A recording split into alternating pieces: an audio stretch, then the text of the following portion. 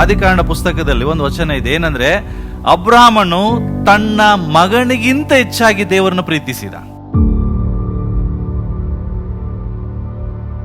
Shadrach, Meshach, Abednego ತಮ್ಮ ಜೀವಕ್ಕಿಂತ ತಮ್ಮ ಪ್ರಾಣಕ್ಕಿಂತ ಹೆಚ್ಚಾಗಿ ದೇವರನ್ನ ಪ್ರೀತಿ ಮಾಡಿದ್ರು.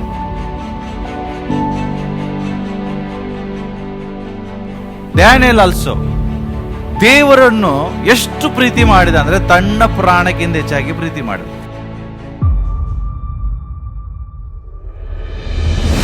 ದೇವರ ವಾಕ್ಯ ಹೇಳ್ತದೆ, ತಂದೆಯ ಮೇಲಾಗಲಿ ತಾಯಿಯ ಮೇಲಾಗಲಿ ನನ್ನ ಮೇಲೆ ಇಡುವ ಮಮತೆಗಿಂತ ಹೆಚ್ಚಾದ ಮಮತೆ ಇಟ್ರೆ ಅವನು ನನಗೆ ಯೋಗ್ಯನಲ್ಲ. If you put anything over God, that becomes your god.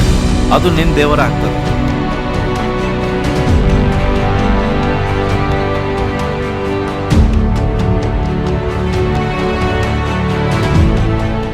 ಈ ದಿನದ ವಾಕ್ಯದ ಶೀರ್ಷಿಕೆ ಹೀಗಿದೆ: ನಮ್ಮ ದೇವರಾದ ಕರ್ತನನ್ನ ಎಲ್ಲಕ್ಕಿಂತ ಹೆಚ್ಚಾಗಿ ಪ್ರೀತಿಸಬೇಕು ಎಂಬುದಾಗಿ. ಅದೇ ದೇವರು ಕೊಟ್ಟಂತ ಮೊದಲನೇ ಆಜ್ಞೆ. ಎರಡನೇ ಆಜ್ಞೆ ಏನಾಗಿತ್ತು? ನಿಮ್ಮಂತೆ ನಿಮ್ಮ ನೆರೆಯವರನ್ನ ನೀವೇನ್ ಮಾಡ್ಬೇಕು? ಪ್ರೀತಿಸಬೇಕು.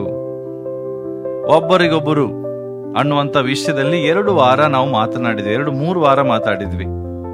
ಆದ್ರೆ ಈ ವಾರ ಕರ್ತನ ಮೊದಲನೇ ಆಜ್ಞೆಯ ಬಗ್ಗೆ ನಾನು ಮಾತಾಡ್ತೇನೆ. ಅದು ಏನಂದ್ರೆ, ನಮ್ಮ ಕರ್ತನಾದ ಯೇಸು ಕ್ರಿಸ್ತನ, ನಮ್ಮ ಕರ್ತನಾದ ದೇವರನ್ನ ನಮ್ಮ ಪೂರ್ಣ ಹೃದಯದಿಂದಲೂ, ಪೂರ್ಣ ಪ್ರಾಣದಿಂದಲೂ, ಪೂರ್ಣ ಶಕ್ತಿಯಿಂದಲೂ ಪ್ರೀತಿಸಬೇಕೆಂಬುದು. ಓಕೆ, ನಾವೆಲ್ಲರೂ ಮತ್ತಾಯನು ಬರೆದ ಸುವಾರ್ತೆ 22ನೇ ಅಧ್ಯಾಯ 37ನೇ ವಚನ ಮತ್ತು 38ನೇ ವಚನ. ಇನ್ನೊಬ್ಬರು ಮಾರ್ಕನು ಬರೆದ ಸುವಾರ್ತೆ 12ನೇ ಅಧ್ಯಾಯ 30ನೇ ವಚನ 31ನೇ ವಚನ.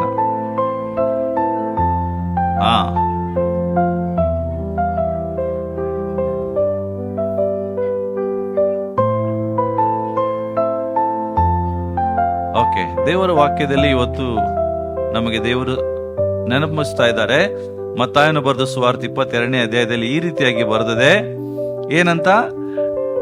ನಿನ್ನ ದೇವರಾಗಿರುವ ಕರ್ತನನ್ನು ನಿನ್ನ ಪೂರ್ಣ ಹೃದಯದಿಂದಲೂ, ಪೂರ್ಣ ಪ್ರಾಣದಿಂದಲೂ, ಪೂರ್ಣ ಬುದ್ಧಿಯಿಂದಲೂ ಪ್ರೀತಿಸಬೇಕು ಎಂಬ ಆಜ್ಞೆಯೇ ಮುಖ್ಯವಾದದ್ದು ಮತ್ತು ಮೊದಲನೆಯದು. ಕರ್ತನು ಕೊಟ್ಟಂತ ಮಹಾ ಆಜ್ಞೆಯಲ್ಲಿ ಮೊದಲನೇ ಆಜ್ಞೆ, ಹೊಸ ಒಡಂಬಡಿಕೆಯಲ್ಲಿ ದೇವರು ನಮ್ಗೆ ಕೊಟ್ಟಂತ ಆಜ್ಞೆ, ಮೊದಲನೇ ಆಜ್ಞೆ ನಿನ್ನ ದೇವರಾಗಿರುವ ಕರ್ತನು. ಯಾರು? ಯೇಸು ಸ್ವಾಮಿ. ಆ ಯೇಸು ಕ್ರಿಸ್ತನನ್ನ ನೀನ್ ಪ್ರೀತಿಸಬೇಕು. ಹೆಂಗೆ? ಸುಮ್ಮನೆ ಪ್ರೀತಿ ಬಗ್ಗೆ ಮಾತಾಡ್ತಾ ಇಲ್ಲ. ನಿನ್ನ ಪೂರ್ಣ ಹೃದಯದಿಂದ, ಪೂರ್ಣ ಪ್ರಾಣದಿಂದ, ಪೂರ್ಣ ಬುದ್ಧಿಯಿಂದ. ಮಾರ್ಕನು ಬರೆದ ಸುವಾರ್ತೆ 12ನೇ ಅಧ್ಯಾಯದಲ್ಲಿ ಇದು ಹೇಳ್ತದೆ, ನಿನ್ನ ದೇವರಾಗಿರುವ ಕರ್ತನನ್ನು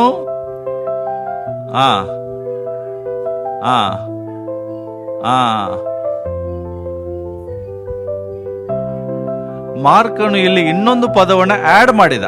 ಅದಕ್ಕೆ ಮತ್ತಾಯನು 3 ಪದಗಳಲ್ಲಿ ಅದನ್ನು ವರ್ಣಿಸಿದ. ಆದ್ರೆ ಮಾರ್ಕನು ಒಂದು ಶಬ್ದವನ್ನು ಎಕ್ಸ್ಟ್ರಾ ಆಡ್ ಮಾಡ್ತಾ ಇದ್ದಾನೆ. ಅದೇನಂದ್ರೆ ಪೂರ್ಣ ಶಕ್ತಿಯಿಂದ. ಎಲ್ಲ ಸೇಮ್ ಇದೆ, ಆದ್ರೆ ಈ ಶಕ್ತಿ ಅನ್ನುವಂಥದ್ದು ಸಹ ಇದಕ್ಕೆ ಆಡ್ ಆಗಿದೆ. ಪೂರ್ಣ ಶಕ್ತಿಯಿಂದಲೂ ನೀನೇನ್ ಮಾಡ್ಬೇಕು? ನಿನ್ನ ಕರ್ತನಾಗಿರುವ ಯೇಸು ಕ್ರಿಸ್ತನನ್ನ ಪ್ರೀತಿಸಬೇಕು. ಪ್ರಶ್ನೆ, ನಾವು ದೇವರನ್ನ ಪ್ರೀತಿಸ್ತೇವೆ ನಿಜ. ನೀವೆಲ್ಲರೂ ದೇವರನ್ನ ಪ್ರೀತಿಸುವುದರಿಂದ ಇಲ್ಲಿ ಬಂದಿದ್ದೀರಿ. ಯಾರು ದೇವರನ್ನ ಪ್ರೀತಿಸ್ತಾ ಇಲ್ಲ ಅಂತ ಹೇಳ್ತಾ ಇಲ್ಲ. ಎಲ್ಲರೂ ಕರ್ತನನ್ನ ಪ್ರೀತಿಸ್ತೀರಿ. ಆದ್ರೆ ದೇವರು ಬಯಸುವ ರೀತಿಯಲ್ಲಿ ನಾವು ಪ್ರೀತಿ ಮಾಡ್ತಾ ಇದ್ದೇವಾ? ಅಂಡರ್ಸ್ಟುಡ್? ದೇವರು ಬಯಸುವುದೇನು? ನೀನು ನಿನ್ನ ದೇವರಾಗಿರುವ ಕರ್ತನನ್ನ ನಿನ್ನ ಹೃದಯದಿಂದ ಪ್ರೀತಿಸ್ತೀಯ, ಆದ್ರೆ ಪೂರ್ಣ ಹೃದಯದಿಂದ ಪ್ರೀತಿ ಮಾಡ್ತೀಯಾ? ಪೂರ್ಣ ಪ್ರಾಣ, ನಿನ್ನ ಪ್ರಾಣಕ್ಕಿಂತ ಹೆಚ್ಚಾಗಿ ಕರ್ತನನ್ನ ಪ್ರೀತಿಸ್ತೀಯಾ? ಪೂರ್ಣ ಬುದ್ಧಿಯಿಂದ ಪ್ರೀತಿಸ್ತೀಯಾ? ಪೂರ್ಣ ಶಕ್ತಿಯಿಂದಲೂ? ಅಂದ್ರೆ ನಿನ್ನ ಪ್ರೀತಿಯಲ್ಲಿ ಪರಿಪೂರ್ಣತೆ ಇದೆಯಾ? Perfect love. Perfect love. ಅರ್ಧಮರ್ಧ ಪ್ರೀತಿ ಮಾಡೋರು ಬಹಳ ಇರ್ತಾರೆ.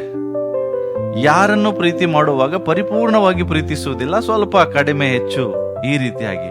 ಆದ್ರೆ ಕರ್ತನ ವಿಷಯ ಬರುವಾಗ ದೇವರ ವಾಕ್ಯ ಹೇಳ್ತದೆ, ಎಲ್ಲರಿಗಿಂತಲೂ ಎಲ್ಲಕ್ಕಿಂತಲೂ ಹೆಚ್ಚಾಗಿ ನೀನು ದೇವರನ್ನ ಪ್ರೀತಿಸಬೇಕು. ಆದ್ರೆ ನಮ್ಮ ಜೀವಿತದಲ್ಲಿ ಇದೆಯಾ? ಯಾಕೆ ದೇವರು ಈ ಆಜ್ಞೆಯನ್ನು ಕೊಟ್ಟರು? ಯಾಕೆಂದ್ರೆ ದೇವರು ನಿನ್ನನ್ನು ಹಂಗೆ ಮೊದಲು ಪ್ರೀತಿ ಮಾಡಿದ್ದಾರೆ. ಮೊದಲು ದೇವರು ನಿನ್ನನ್ನ ತನ್ನ ಪೂರ್ಣ ಹೃದಯದಿಂದ ಪ್ರೀತಿ ಮಾಡಿದ್ದಾರೆ. ದೇವರು ನಿನ್ನನ್ನ ತನ್ನ ಪೂರ್ಣ ಪ್ರಾಣದಿಂದ ಪ್ರೀತಿ ಮಾಡಿದ್ದಾರೆ. ದೇವರು ನಿನ್ನನ್ನು ಪೂರ್ಣ ಶಕ್ತಿಯಿಂದ ಪ್ರೀತಿ ಮಾಡಿದ್ದಾರೆ. ಆತನ ಪ್ರೀತಿ ಶಿಲುಬೆ ಮೇಲೆ ಪ್ರಕಟವಾಯಿತು. ನಿನ್ನನ್ನ ನನ್ನನ್ನು ಅವರು ಎಷ್ಟು ಪ್ರೀತಿ ಮಾಡಿದ್ದಾರೆ ಅಂತ ಅನ್ನುವಾಗಲೇ ಶಿಲುಬೆ ದೃಶ್ಯ ಗೊತ್ತಾಗ್ತದೆ. ತನ್ನ ಪ್ರಾಣಕ್ಕಿಂತ ಹೆಚ್ಚಾಗಿ ದೇವರು ನಮ್ಮನ್ನು ಪ್ರೀತಿಸಿದರು. ತನ್ನ ಪೂರ್ತಿ ಹೃದಯದಿಂದ ನಮ್ಮನ್ನು ಪ್ರೀತಿಸಿದ್ರು. ಕಪಟ ಹೃದಯದಿಂದ ನಮ್ಮನ್ನು ಪ್ರೀತಿಸಲಿಲ್ಲ. ಅರ್ಧಮರ್ಧ ಹೃದಯದಿಂದ ನಮ್ಮನ್ನು ಪ್ರೀತಿಸಲಿಲ್ಲ. ತನ್ನ ಜೀವವನ್ನೇ, ತನ್ನ ಪ್ರಾಣವನ್ನೇ ದಾರಿಯಾಗಿ ಎರೆದು ದೇವರು ಹೇಳ್ತಾರೆ, ನಾನು ನಿನ್ನನ್ನು ಹೆಂಗೆ ಪ್ರೀತಿ ಮಾಡಿದೆನೋ ಹಾಗೆ ನೀ ನನ್ನನ್ನು ಪ್ರೀತಿಸು. ಇವತ್ತು ನಮ್ಮ ಪ್ರೀತಿ ಹೇಗಿದೆ? ನಿಜವಾಗ್ಲೂ ನಾವು ದೇವರನ್ನ ಪೂರ್ಣ ಹೃದಯದಿಂದ ಪ್ರೀತಿಸ್ತಾ ಇದ್ದೇವಾ? ನಮಗೆ ಸಂತೋಷವಾದಾಗ ದೇವರನ್ನ ಬಹಳ ಹೊಗಳುತ್ತೇವೆ, ದುಃಖ ಆದಾಗ ದೇವರನ್ನ ಶಪಿಸ್ತೇವೆ, ದೇವರಿಗೆ ಕೇಳ್ತೇವೆ, ನಿಂಗೆ ಕಿವಿ ಇಲ್ವಾ, ಕಾಲಿಲ್ವಾ, ಕಣ್ಣಿಲ್ವಾ, ನನ್ನ ಪ್ರಾರ್ಥನೆ ಯಾಕೆ ಕೇಳೋದಿಲ್ಲ, ಪ್ರಶ್ನೆ ಮಾಡ್ತೇವೆ. ಆದ್ರೆ ದೇವರ ಪ್ರೀತಿನ ಅರ್ಥ ಮಾಡ್ಕೊಳ್ಳೋದಿಲ್ಲ. ಇವತ್ತು ಈ ಸಂದೇಶ ನಿಮಗೋಸ್ಕರ ಬಹಳ ಇಂಪಾರ್ಟೆಂಟ್ ಆಗಿದೆ. ಹಾಗಾಗಿ ಕೇಳುವಾಗ ಬಹಳ ಶ್ರದ್ಧೆಯಿಂದ ಕೇಳ್ರಿ. ಹಾಗಾದ್ರೆ ಏನಿದೆ ಅರ್ಥ? ನಿನ್ನ ದೇವರಾಗಿರೋ ಕರ್ತನನ್ನ ನಿನ್ನ ಪೂರ್ಣ ಹೃದಯದಿಂದ ಹೆಂಗೆ ಪ್ರೀತಿಸ್ತೀಯ? ಪೂರ್ಣ ಪ್ರಾಣದಿಂದ ಹೆಂಗೆ ಪ್ರೀತಿಸ್ತೀಯ? ಏನ್ ಹೇಳಲಿಕ್ಕೆ ದೇವರು ಬಯಸ್ತಾ ಇದ್ದಾರೆ? ಬಹಳ ಜನರಿಗೆ ಅರ್ಥ ಆಗುವುದಿಲ್ಲ. ಪೂರ್ಣ ಹೃದಯ ಅಂದ್ರೆ ಏನ್ ಪಾಸ್ಟ್ರೆ, ಹೆಂಗೆ ಪ್ರೀತಿ ಮಾಡೋದು? ಅದನ್ನ ನಿಮಗೆ ಹೇಳ್ತೇನೆ. ಓಕೆ, ಮತ್ತಾಯನ ಬರೆದ ಸುವಾರ್ತೆ 10ನೇ ಅಧ್ಯಾಯಕ್ಕೆ ಬರೋಣ. ಏನಿದು? ಯಾವ ಪ್ರೀತಿ ಬಗ್ಗೆ ಕರ್ತ ನಮ್ಗೆ ಹೇಳ್ತಾ ಇದ್ದಾರೆ? ಪೂರ್ಣ ಹೃದಯ ಅಂದ್ರೆ ಏನು? ಹೇಗೆ ದೇವರು ನಮ್ಮನ್ನು ಪ್ರೀತಿಸ್ಲಿಕ್ಕೆ ಹೇಳ್ತಾ ಇದ್ದಾರೆ? ಅದನ್ನ ನಾವು ಈ ಕ್ಷಣದಲ್ಲಿ ನೋಡಕೊಳ್ಳೋಣ. ಮತ್ತಾಯನ ಬರೆದ ಸುವಾರ್ತೆ 10ನೇ ಅಧ್ಯಾಯ 37ನೇ ವಚನಕ್ಕೆ ಬರೋಣ. 37-38. ಓಕೆ.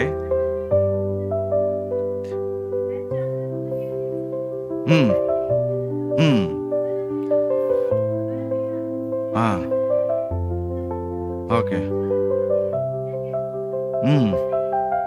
ಸಿ, ದೇವರ ವಾಕ್ಯ ಹೇಳ್ತದೆ, ಏನ್ ದೇವ್ರು ಎಂತ ಪ್ರೀತಿ ಬಯಸ್ತಾ ಇದ್ದಾನೆ? ತಂದೆಯ ಮೇಲಾಗಲಿ ತಾಯಿಯ ಮೇಲಾಗಲಿ ನನ್ನ ಮೇಲೆ ಇಡುವ ಮಮತೆಗಿಂತ ಹೆಚ್ಚಾದ ಮಮತೆ ಇಟ್ರೆ ಅವನು ನನಗೆ ಯೋಗ್ಯನಲ್ಲ.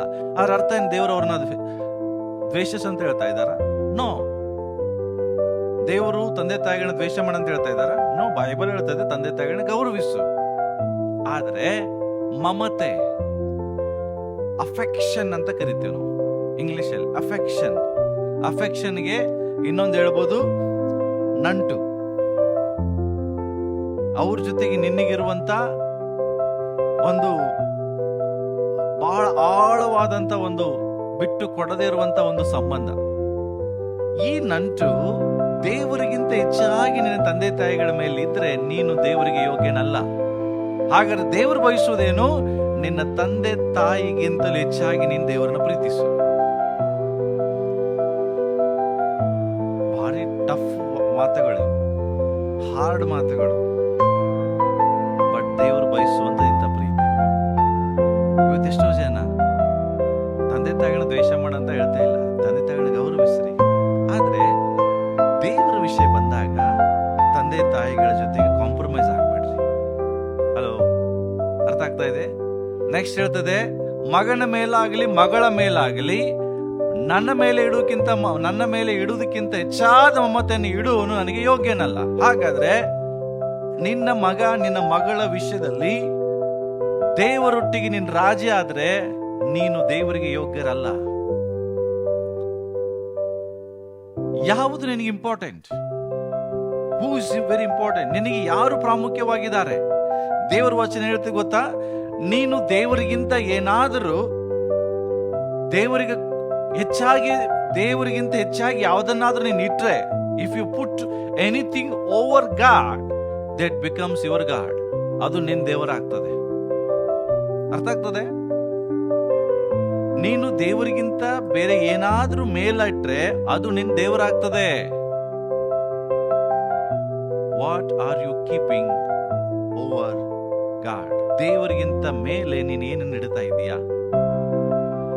If you are keeping your job over the God, then job become your God. If you are keeping money over your God, then money will become your God. ಅರ್ಥ ಅಂದ್ರೆ ನೀನು ಕರ್ತನಿಗಿಂತ ಹೆಚ್ಚಾಗಿ ನಿನ್ನ ಕೆಲಸವನ್ನ ಪ್ರೀತಿಸಿದ್ರೆ ಆ ಕೆಲಸ ನಿನ್ನ ದೇವರಾಯ್ತು. ಹಣಕ್ಕಿಂತ ಹೆಚ್ಚಾಗಿ ಕರ್ತನಿಗಿಂತ ಹೆಚ್ಚಾಗಿ ಹಣವನ್ನ ಪ್ರೀತಿಸಿದ್ರೆ ಹಣ ನಿನಗೆ ದೇವರಾಯ್ತು. ನಿನ್ನ ಮಕ್ಕಳನ್ನ ನಿನ್ನ ದೇವರಿಗಿಂತ ಹೆಚ್ಚಾಗಿ ಪ್ರೀತಿಸಿದ್ರೆ ಆ ಮಕ್ಕಳೇ ನಿನಗೆ ದೇವರಾಯ್ತು. ನಿನ್ನ ತಂದೆ ತಾಯಿಗಳನ್ನ ದೇವರಿಗಿಂತ ಹೆಚ್ಚಾಗಿ ನೀನು ಪ್ರೀತಿಸಿದ್ರೆ ತಂದೆ ತಾಯಿಗಳು ನಿನಗೆ ದೇವರಾದ್ರು. ಹಾಗಾದ್ರೆ ದೇವರ ಸ್ಥಾನ ಎಲ್ಲಿ? ನೀನು ಪೂರ್ಣ ಹೃದಯದಿಂದ ದೇವರನ್ನು ಪ್ರೀತಿಸ್ತೀಯಾ? ಹಾಗಾದ್ರೆ ದೇವರು ಹೇಳ್ತಾ ಇದ್ದಾರೆ, ನನ್ನ ಮೇಲೆ ಇಡಬೇಕಾದ ಮಮತೆ ಯಾರ ಮೇಲೆ ಹೆಚ್ಚಿಡಬೇಡ. ಹಾಗಾದ್ರೆ ನೀವು ಯಾವುದನ್ನು ಹೆಚ್ಚು ಪ್ರೀತಿಸ್ತಾ ಇದ್ದೀರಿ? If you are loving your job, then job you becomes your God. ಆ ಜಾಬ್, ಆ ಕೆಲಸ ನಿನ್ನ ದೇವರಾಗಿದೆ. ಇದನ್ನ ದೇವರು ಸಹಿಸುವುದಿಲ್ಲ. ಇನ್ನೊಂದು ಅರ್ಥ ಏನ್ ಹೇಳ್ಬೋದು ಗೊತ್ತಾ? ನೀನು ನಿನ್ನ ಕೆಲಸವನ್ನ ಪ್ರೀತಿಸಿದ್ರೆ ದೇವರಿಗಿಂತ ಹೆಚ್ಚಾಗಿ ಆ ಕೆಲಸವೇ ನಿನ್ನ ವಿಗ್ರಹ. ದಶಾಗ್ನಿಗಳು ದೇವರು ಕೊಡುವಾಗ ಏನ್ ಹೇಳ್ತಾರೆ? ಯಾವ ದೇವರುಗಳನ್ನು ಮಾಡಿಕೊಳ್ಳಬಾರದು. ಏನ್ರಿ, ನೀವು ಮಾಡ್ಕೊಂಡಿಲ್ವಾ? ಎಷ್ಟೋ ಜನ ಹೊಟ್ಟೆಯನ್ನು ದೇವರು ಮಾಡ್ಕೊಂಡಿದ್ದಾರೆ, ಕೆಲಸವನ್ನ ದೇವರು ಮಾಡ್ಕೊಂಡಿದ್ದಾರೆ, ಹಣವನ್ನ ದೇವರು ಮಾಡ್ಕೊಂಡಿದ್ದಾರೆ, ಸಂಬಂಧಗಳನ್ನ ದೇವರು ಮಾಡ್ಕೊಂಡಿದ್ದಾರೆ. ಸಂಬಂಧಕ್ಕಿಂತ ಇಂಪಾರ್ಟೆಂಟ್ ಯಾರು ಅಲ್ಲ. ರಿಲೇಶನ್ಶಿಪ್ ಬರುವಾಗ ದೇವರು ನೆಕ್ಸ್ಟ್. ಇಟ್ ಮೀನ್ಸ್, ಇದರ ಅರ್ಥ ನಿನಗೆ ದೇವರು ದೇವರಲ್ಲ, ನಿನ್ನ ಸಂಬಂಧ ನಿಂಗೆ ದೇವರು, ನಿನ್ನ ಕೆಲಸ ನಿಂಗೆ ದೇವರು, ನಿನ್ನ ಹಣ ನಿನಗೆ ದೇವರು. ದೇವರು ಹೇಳ್ತಾ ಇದ್ದಾರೆ, ನೀ ನನ್ನನ್ನು ಪ್ರೀತಿಸಿದ್ರೆ ಪೂರ್ಣ ಹೃದಯದಿಂದ ಪ್ರೀತಿ ಮಾಡು. ಇದು ನಿನ್ನ ಮೊದಲನೇ ಆಜ್ಞೆ, ಎಲ್ಲಕ್ಕಿಂತ ಮುಖ್ಯವಾದ ಆಜ್ಞೆ. ನನಗೆ ಸಲ್ಲತಕ್ಕ ಗೌರವವನ್ನ ಇತರರಿಗೆ ನಾನು ಸಲ್ಲಗೊಡಿಸುವುದಿಲ್ಲ. ದೇವರು ದಶಾಜ್ಞೆಗಳು ಕೊಡುವಾಗ ಮೊದಲು 4 ಇದೇ ಆಜ್ಞೆಗಳ ಬಗ್ಗೆ ಮಾತಾಡ್ತದೆ. ನಾನಲ್ಲದೆ ನಿಂಗೆ ಬೇರೆ ದೇವರು ಇರಬಾರ್ದು, ಬೇರೆ ಯಾವ ದೇವರುಗಳನ್ನು ನೀನು ಮಾಡಿಕೊಳ್ಳಬಾರದು, ನನಗೆ ಸಲ್ಲತಕ್ಕ ಗೌರವವನ್ನು ಇತರಿಗೆ ಸಲ್ಲಿಸಬಾರದು, ದೇವರ ನಾಮವನ್ನು ಅಯೋಗ್ಯ ಕಾರ್ಯಗಳಿಗೆ ಉಪಯೋಗಿಸಬಾರದು. ಇವೆಲ್ಲ ಈ 4 ದಶಾಜ್ಞೆಗಳಲ್ಲಿರುವಂತಹ ಆಜ್ಞೆಗಳು ಇದೇ ಆಜ್ಞೆಗೆ ಸಂಬಂಧಪಟ್ಟಿದೆ. ದೇವರನ್ನ ಪೂರ್ಣ ಹೃದಯದಿಂದ, ಪೂರ್ಣ ಪ್ರಾಣದಿಂದ, ಪೂರ್ಣ ಶಕ್ತಿಯಿಂದ ನೀನು ಪ್ರೀತಿಸು. ಇಲ್ಲಾದ್ರೆ ನೀನು ದೇವರಿಗೆ ಯೋಗ್ಯನಲ್ಲ, ಯೋಗ್ಯಳಲ್ಲ. ನಿನ್ನ ಪ್ರೀತಿ ಪರಿಪೂರ್ಣವಾದದಲ್ಲ, ನಿನ್ನ ಪ್ರೀತಿ ನಾಟಕೀಯವಾಗಿರ್ತದೆ. ದೇವರ ವಚನ ಹೇಳ್ತದೆ, ನೀನು ಒಂದು ವೇಳೆ ನನಗಿಂತ ಹೆಚ್ಚಾಗಿ ನಿನ್ನ ತಂದೆ ತಾಯಿಗಳ ಮೇಲೆ ಮಮತೆ ಇಟ್ಟು ನನ್ನ ಮಾತನ್ನು ಕೇಳೋದಕ್ಕಿಂತ ಹೆಚ್ಚಾಗಿ ಅವ್ರ ಮಾತು ಕೇಳಿದ್ರೆ ನೀನು ನನಗೆ ಯೋಗ್ಯರಲ್ಲ. ಹಾಗಾದ್ರೆ ದೇವರನ್ನ ಎಷ್ಟು ಪ್ರೀತಿ ಮಾಡ್ತಾ ಇದ್ದೀರಿ ನೀವು? ಎಷ್ಟು ಪ್ರೀತಿ ಮಾಡ್ತಾ ಇದ್ದೀರಿ? ಜಸ್ಟ್ ನಿಮ್ಮನ್ನು ನೀವು ವಿಚಾರಿಸ್ಕೊಡ್ರಿ. What is your God? ನಿನ್ ದೇವ್ರು ಯಾರು? ನೀವು ಪ್ರಶ್ನೆ ಮಾಡ್ಕೊಡ್ರಿ. ನೀವು ದೇವರಿಗಿಂತ ಏನಾದ್ರೂ ಹೆಚ್ಚಾಗಿ ಬೇರೆಯನ್ನು ಪ್ರೀತಿಸಿದ್ರೆ ಅದು ನಿನ್ನ ದೇವರಾಗಿದೆ. ಅದು ನೀನನ್ನು ಪ್ರೀತಿಸ್ತಾ ಇದ್ರೆ ಹಾಗಾದ್ರೆ ನೀನ್ ದೇವ್ರಿಗೆ ಕೊಡುವಂತ ಸ್ಥಾನ, ಮಾನ, ಗೌರವ ಕೊಡ್ತಾ ಇಲ್ಲ. ಬೈಬಲ್ ಹೇಳ್ತದೆ, ದೇವರನ್ನು ಬಿಟ್ಟು ನಮ್ಗೆ ಏನು ಮಾಡಕ್ಕಾಗಲ್ಲ. ಬಟ್ ನಾವು ದೇವರನ್ನು ಬಿಟ್ಟು ಎಲ್ಲವನ್ನೂ ಮಾಡ್ತೇವೆ. ದೇವ್ರಿಗೆ ಹೇಳ್ತೇವೆ, ನಾವು ದೇವರಿಗೆ ಮಾತು ಹೇಳುದಿಲ್ಲ, ಮನುಷ್ಯರಿಗೆ ಹೇಳ್ತೇವೆ, ನೀನ್ ಬಿಟ್ಟು ನಾನು ಬದುಕುವುದಿಲ್ಲ. ದೇವರಿಗೆ ಹೇಳುದಿಲ್ಲ ಈ ಮಾತನ್ನ, ಮನುಷ್ಯರಿಗೆ ಹೇಳುದಿಲ್ಲ, ನೀನ್ ಬಿಟ್ಟು ಬಿಡಕ್ಕಾಗುವುದಿಲ್ಲ, ನೀನ್ ಬಿಟ್ಟು ಬದುಕಾಗುವುದಿಲ್ಲ. ಅರ್ಥ ಏನು? ಕರ್ತನ ಮೇಲೆ ಇಡುವಂತ ಹೆಚ್ಚಿದ ಮಮತೆ ಮನುಷ್ಯರ ಮೇಲೆ ಇಡ್ತಾ ಇದ್ದೀರಿ. ದೇವರು ನಿನಗೆ ಮಾಡಿದ ಪ್ರೀತಿ, ತ್ಯಾಗ ಎಲ್ಲ ಮರೆತೋಗಿದೆ. ಆದ್ರೆ ಯಾವ ಮನುಷ್ಯನಿಗೆ ನೀ ಹೇಳ್ತಾ ಇದೆಯಲ್ಲ, ಅವ್ರು ನಿಂಗೆ ಏನಾರು ಪ್ರಾಣ ಕೊಟ್ಟಿದಾರ? ನಿನ್ನನ್ನು ಬಿಟ್ಟು ಇರಾಕೆ ಆಗಲ್ಲ ನೀವು ಯಾರಿಗೆ ಹೇಳ್ತಿರಲ್ಲ, ಅವ್ರು ನಿಮಗಾಗಿ ಪ್ರಾಣ ಕೊಟ್ಟಿದಾರ? ಒಂದ್ ತಿಳ್ಕೊಡ್ರಿ, ಎಲ್ಲ ಅಳದೋಗ್ತದೆ. ನೀವು ಯಾರಿಗೆ ಮಾತು ಹೇಳ್ತಿರಲ್ಲ ಅವ್ರು ಅಳದೋಗ್ತಾರೆ. ಒಂದು ದಿನ ಬರ್ತದೆ, ನೀನು ದೇವ್ರು ಇಬ್ಬರೇ ನಿಂತ್ಕೊಳ್ತೀರಿ. ಅವಾಗೇನು ಉತ್ತರ ಕೊಡ್ತೀರಿ? ಒಂದ್ ದಿನ ಬರ್ತದೆ, ಯಾರು ಇಲ್ಲ ಅವಾಗ, ಯು ಅಂಡ್ ಗಾಡ್ ಓನ್ಲಿ. ಆಗ ದೇವರಿಗೆ ಯಾವ ಉತ್ತರ ನೀವು ಕೊಡ್ತೀರಿ? ಪೇತ್ರನಿಗೆ ಹೇಳಿದ್ರು, ಪೇತ್ರ ನನ್ನನ್ನು ಪ್ರೀತಿಸ್ತೀಯ? ಯಾಕೆ ಹೇಳಿದ್ರು? ಗೊತ್ತಿತ್ತು ಸ್ವಾಮಿಗೆ ಈ ಪೇತ್ರ ನನ್ನನ್ನು ಹೆಚ್ಚು ಪ್ರೀತಿ ಮಾಡ್ತಾ ಇಲ್ಲ. ಅದಕ್ಕೆ 3 ಸಾರಿ ಪ್ರಶ್ನೆ ಕೇಳಿದ್ರು. ಇದು ಪ್ರಶ್ನೆ ಕೇವಲ ಪೇತ್ರನಿಗಲ್ಲ, ಎವ್ರಿಡೇ ದೇವರು ನನಗೂ ನಿನಗೂ ಕೇಳ್ತಾ ಇದ್ದಾರೆ. Do you love me? ನಿಜವಾಗಿ ನೀನು ನನ್ನನ್ನು ಪ್ರೀತಿಸ್ತೀಯ? ಯಾಕೆಂದ್ರೆ ಪೇತ್ರ ಆಗಿನ ಟೈಮಲ್ಲಿ ಕರ್ತನಿಗಿಂತ ಹೆಚ್ಚಾಗಿ ತನ್ನನ್ನು ಪ್ರೀತಿ ಮಾಡ್ಕೊಳ್ತಾ ಇದ್ದ. ತನ್ನ ಪ್ರಾಣವನ್ನು ಹೆಚ್ಚು ಪ್ರೀತಿ ಮಾಡ್ತಾ ಇದ್ದ. ಅದಕ್ಕಾಗಿ ದೇವರು ಗೊತ್ತಿತ್ತು ಈ ಮನುಷ್ಯ ನನ್ನ ಪ್ರೀತಿ ಮಾಡ್ತಾ ಇಲ್ಲ, ಕಪಟ ಇದ್ದಾನೆ ಅಂತ. ಅದಕ್ಕೆ 3 ಸಾರಿ ಕೇಳ್ತಾರೆ, do you love me, do you love me, do you love me. ನಾನು ಹೇಳೋದೇನಂದ್ರೆ, ನಿಮ್ಮನ್ನು ಪರೀಕ್ಷೆ ಮಾಡಿಕೊಡ್ರಿ, ನೀವು ಯಾವುದನ್ನ ಮೊದಲಿಡ್ತಾ ಇದ್ದೀರಿ. ನಿಮ್ ಜೀವಿತದಲ್ಲಿ ಪ್ರಥಮ ಸ್ಥಾನ ಯಾರಿಗೆ ಕೊಡ್ತಾ ಇದ್ದೀರಿ? ಹಣ ನಿನ್ ದೇವರಾಗಿದೆಯಾ? ಸಕ್ಸಸ್ ನಿನ್ ದೇವರಾಗಿದೆಯಾ? ಕೆಲಸ ನಿನ್ ದೇವರಾಗಿದೆಯಾ? ಸಂಬಂಧಗಳು ನಿನ್ ದೇವರಾಗಿದೆಯಾ? ಮದುವೆನೇ ನಿನ್ ದೇವರಾಗಿದೆಯಾ? ಮನೆ ನಿನ್ ದೇವರಾಗಿದೆಯಾ?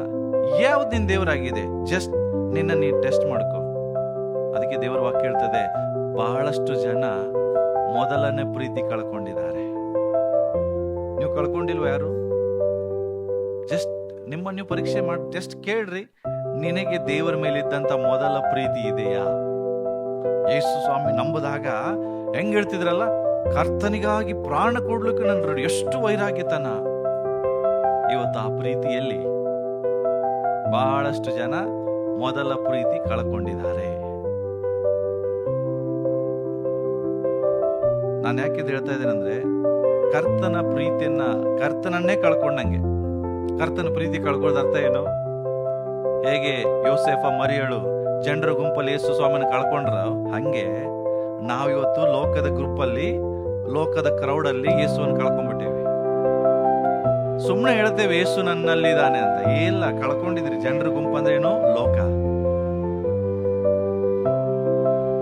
ಮರಿಯಳು ಯೋಸೆಫ್ ಯೇಸು ಸ್ವಾಮಿ ಜೊತೆಗೆ ಇದ್ರು. ಆದ್ರೆ ಜನರ ಗುಂಪು ಬಂದಾಗ ಮರಿಯಳಿಗೆ ಯೋಸೆಫ್ ಬರೇ ಲೋಕ, ಜಾತ್ರೆ ನೋಡಕತ್ರು. ಪಕ್ಕದಾಗಿರೋ ಯೇಸು ಎಲ್ಲೋಗೇನೋ ಗೊತ್ತಿಲ್ಲ. ಯಾಕೆ ಮೈ ಮರ್ತಿದಾರ ತಮ್ಮನವ್ರು ಜಾತ್ರೆಯಲ್ಲಿ. ಆಮೇಲೆ ಹುಡುಕ್ತಾರೆ ಯೇಸು ಎಲ್ಲಿ, ಯೇಸು ಎಲ್ಲಿ. ಹಂಗೆ ನಮ್ ಲೈಫ್ ಒಂದೊಂದ್ಸಾರಿ ಲೋಕ ಎಂಬ ಈ ಜಾತ್ರೆ ಒಳಗಡೆ ನಮಗ್ ಫೋಕಸ್ ಬರೇ ಕೆಲಸ, ಹಣ, ಸಕ್ಸಸ್, ಮದುವೆ, ಓಕೆ, ಎಂಜಾಯ್ಮೆಂಟ್, ಇದ್ರ ಕಡೆ ಹೋಗ್ತದೆ. ಕರ್ತನ ಪ್ರೀತಿ ಕಳ್ಕೊಂಡಿದೆ ಗೊತ್ತಿಲ್ಲ. ಆಮೇಲೆ ಹುಡುಕ್ಲಿಕ್ಕೆ ಹೋಗ್ತೇವೆ ಕರ್ತನ ಪ್ರೀತಿ ಎಲ್ಲಿ ಸಿಗ್ತದಂತ. ಈ ರೀತಿಯಾಗಿ ಕರ್ತನ ಪ್ರೀತಿಯನ್ನು ಕಳ್ಕೋಬೇಡ್ರಿ. ಕರ್ತನೆಯನ್ನು ಪ್ರೀತಿಸ್ರಿ. ಹೆಂಗೆ? ಪೂರ್ಣ ಪ್ರಾಣದಿಂದ ಪ್ರೀತಿಸ್ರಿ. ನಿನ್ನ ಸಂಬಂಧಕ್ಕಿಂತ ಹೆಚ್ಚಾಗಿ ದೇವರನ್ನ ಪ್ರೀತಿ ಮಾಡು. ನಿನಗಿಂತ ಹೆಚ್ಚಾಗಿ ದೇವರನ್ನ ಪ್ರೀತಿಸು. ನಿನ್ನ ಮಗಳಿಗಿಂತ, ಮಗನಿಗಿಂತ, ನಿನ್ನ ತಂದೆಗಿಂತ, ನಿನ್ನ ತಾಯಿಗಿಂತ, ನಿನ್ನ ಗಂಡನಿಗಿಂತ, ನಿನ್ನ ಹೆಂಡತಿಗಿಂತ ಹೆಚ್ಚಾಗಿ ದೇವರನ್ನು ಪ್ರೀತಿಸು. ನೀವು ಒಂದೊಂದು ವೇಳೆ ದೇವರಿಗೂ ಕೊಡುವ ಸ್ಥಾನ ಗಂಡನು ಕೊಟ್ಟರು ನೀನ್ ದೇವರಿಗೆ ಯೋಗ್ಯರಲ್ಲ. ದೇವ್ರ ವಾಕ್ಯ ಹೇಳ್ತದೆ. ಅದಕ್ಕಾಗಿ ಕರ್ತನ ಪ್ರೀತಿಸ್ರಿ. ಹೆಂಗೆ ಪ್ರೀತಿಸ್ರಿ?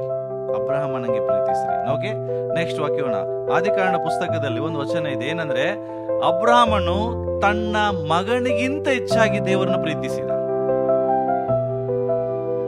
ಇವತ್ತು ನಾವು ಅಬ್ರಹಾಮನ ಪರಿಸ್ಥಿತಿಯಲ್ಲಿ ಬಂದ್ರೆ, ಅಬ್ರಹಾಮನ ಸ್ಥಳಕ್ಕೆ ಬಂದ್ರೆ ಏನ್ ಮಾಡ್ತೀರಿ? ಆದಿಕಾಂಡ ಪುಸ್ತಕ 22ನೇ ಅಧ್ಯಾಯದಲ್ಲಿ 1-14 ವಚನದವರೆಗೆ ನೀವು ಓದುವುದಾದ್ರೆ ಬಹಳ ವಿಷಯಗಳು ಬರ್ತದೆ. 14 ವಚನ ಓದಕ್ಕೆ ಸಮಯ ಇಲ್ಲ, ಆದ್ರೆ ಈ ವಚನ ಓದಿಕೊಳ್ಳೋಣ. ದೇವರು ಅಬ್ರಹಾಮನನ್ನು ಪರಿಶೋಧಿಸ್ತಾನೆ 1ನೇ ಅಧ್ಯಾಯದಿಂದ. ಹೌದಾ? ಓಕೆ, ಅವೆರಡು ವಚನ ಓದಿಕೊಳ್ಳೋಣ.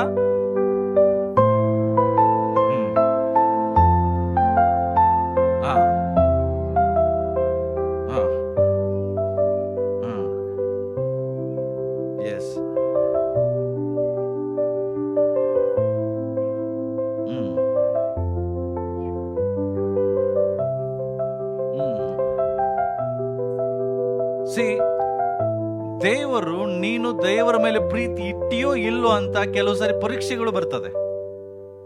ನಿನ್ ಲೈಫಲ್ಲೂ ಬರ್ತದೆ, ನನ್ನ ಲೈಫಲ್ಲೂ ಬರ್ತದೆ. ಹಾಗೆ ಅಬ್ರಾಮನ್ ಲೈಫಲ್ಲೂ ಬಂತು. ಯಾಕೆ ಅಬ್ರಾಮನು ಇಸಾಕನನ್ನು ಅಷ್ಟು ಪ್ರೀತಿ ಮಾಡ್ತಿದ್ದ? ಯಾಕೆ? ಒಬ್ಬನೇ ಮಗ, ವಯಸ್ಸಾದ್ಮೇಲೆ ಹುಟ್ಟಿದಾನೆ, ಮತ್ತೆ ಮಕ್ಕಳಾಗ್ತಾರಲ್ಲೋ ಗೊತ್ತಿಲ್ಲ. ಆತನ ಮೇಲೆ ತನ್ನ ಪ್ರಾಣನ ಇಟ್ಟುಕೊಂಡಿದ್ದ. ಅಷ್ಟು ಪ್ರೀತಿ ಅಬ್ರಾಮನು ಇಸಾಕಗೆ ಮಾಡ್ತಾ ಇದ್ದಾನೆ, ತನ್ನ ಮಗನಿಗೆ. ಆದ್ರೆ ದೇವರಿಗೆ ಗೊತ್ತಾಗ್ಬೇಕಿತ್ತು, ಈತನ ಮಗನನ್ನ ಹೆಚ್ಚು ಪ್ರೀತಿಸ್ತಾನೋ ನನ್ನನ್ನು ಹೆಚ್ಚು ಪ್ರೀತಿಸ್ತಾನೋ? ನಿಜವಾಗಿ ಹೇಳ್ರಿ, ನೀವು ಯಾರನ್ನ ಹೆಚ್ಚು ಪ್ರೀತಿಸ್ತೀರಿ? ಕೆಲಸವನ್ನ, ಫ್ರೆಂಡ್ಸ್ ಅನ್ನ, ಲೋಕವನ್ನ, ಆಟವನ್ನ,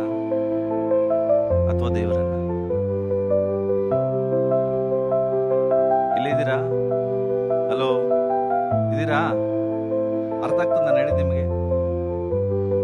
ಅಬ್ರಾಮನಿಗೆ ಒಬ್ಬನೇ ಮಗ, ಒಬ್ಬನೇ ಮಗ, 100 ವರ್ಷ ಆದ್ಮೇಲೆ ಹುಟ್ಟಿದ್ದಾನೆ. ಆದ್ರೆ ದೇವ್ರಿಗೆ ಗೊತ್ತಾಗ್ಬೇಕಾಗಿದೆ, ಈತ ನನ್ನನ್ನು ಪ್ರೀತಿಸ್ತಾನೋ ತನ್ನ ಮಗನನ್ನು ಪ್ರೀತಿಸ್ತಾನೋ. ಆ ಒಂದು ಪರೀಕ್ಷೆ ಮಾಡೋದಕ್ಕಾಗಿ ಅಬ್ರಾಮನು ದೇವರನ್ನು ಪರಿಶೋಧಿಸ್ತಾನೆ, ಟೆಸ್ಟ್ ಮಾಡ್ತಾನೆ. ಏನಂತ ಹೇಳಿದ್ರೆ, ಅಬ್ರಾಮನೇ, ಈಗ ನಿನಗೆ ಪ್ರಿಯನಾಗಿರುವ, ನೋಡ್ರಿ ಎಷ್ಟು ಜನ ಬರ, ನಿನಗೆ ಪ್ರಿಯನಾಗಿರುವ, ಹಾಗಾದ್ರೆ ನಿಮಗೂ ಬಹಳ ಪ್ರಿಯರಾದ ಕೆಲವು ವಿಷಯಗಳಿದಾವೆ. ಇವತ್ತು ದೇವರು ಒಂದು ವೇಳೆ ನಿಮಗೆ ಈ ತರ ಟೆಸ್ಟ್ ಕೊಟ್ರೆ ಪಾಸ್ ಆಗ್ತೀರಾ? ಯಾವ ಟೆಸ್ಟ್? ನಿನ್ನ ಒಬ್ಬನೇ ಮಗನನ್ನ ನನಗೋಸ್ಕರ ಸರ್ವಾಂಗ ಹೋಮ ಮೋರಿಯ, ದ ಮೌಂಟ್ ಮೋರಾಯ, ಮೋರಿಯ ಬೆಟ್ಟಕ್ಕೆ ಹೋಗಿ ನಿನ್ನ ಮಗನನ್ನ ನನಗೋಸ್ಕರ ಸರ್ವಾಂಗ ಹೋಮ ಮಾಡು, ಅವನನ್ನ ಸುಟ್ಟಾಕು. ಎಂತ ಪರೀಕ್ಷೆ! ಇವತ್ತು ದೇವರು ನಿನಗೆ ಎಂತ ಪರೀಕ್ಷೆ ಯಾರಿಗೆ ಕೊಟ್ಟಿದಾರ? ಮಾತಾಡ್ರಿ. ನಿಮ್ಮ ಮಕ್ಕಳನ್ನ ಇಲ್ಲಿ ಬಂದು ಬಲಿ ಕೊಡ್ರಿ ಅಂತ ಯಾರಿಗಾರು ಹೇಳಿದಾರ? ಇಂಥ ಟೆಸ್ಟ್ ಯಾರಿಗೆ ಮಾಡಿಲ್ಲ. ಸಣ್ಣ ಪುಟ್ಟ ಟೆಸ್ಟ್ಗಳು ನಿಮಗೆ ಬರ್ತದೆ, ಅದರಲ್ಲೇ ಬಿದ್ದೋಗ್ತೀರಿ.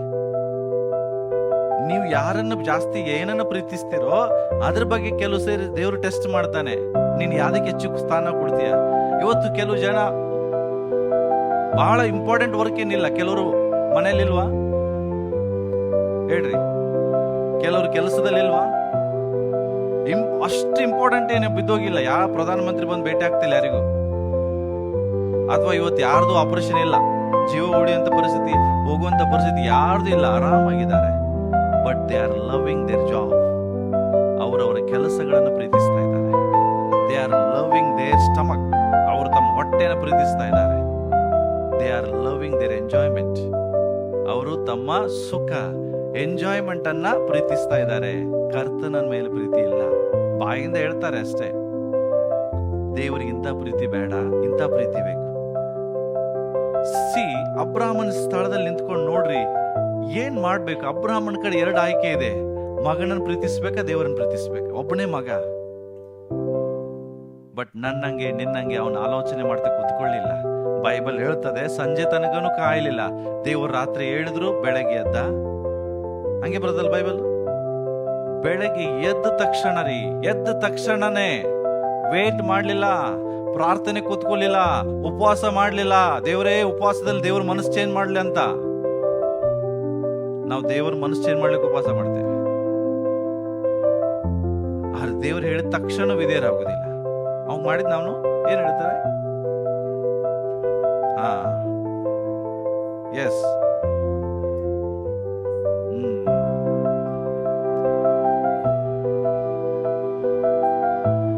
ಇಷ್ಟೇ. ಸಂಜೆ ದೇವರು ರಾತ್ರಿ ಬಂದು ಹೇಳ್ತಾರೆ.